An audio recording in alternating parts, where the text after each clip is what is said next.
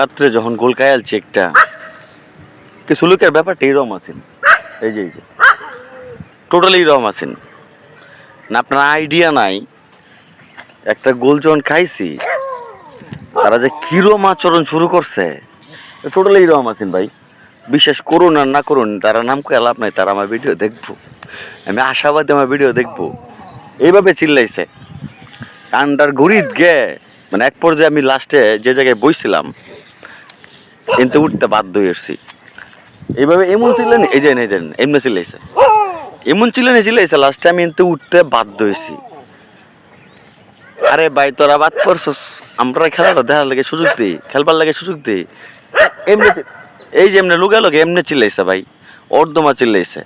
আর কয়েকটা লোক মিললে যখন দুইটা গোল খেয়ালাইছি তখন এরা বাজার থেকে বম আনছে, বম আইনে ফুরানি শুরু করছে। মানে কি টাইমের মধ্যে কি যন্ত্রণাটা দিছে ভাবদার হইন।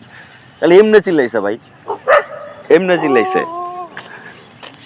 এই তো নেই নিরুপায়। তারপর যখন খেলা জিততেছি তখন তার অবস্থা এরকম, এই লেজ গোটে এমনি ধরছে।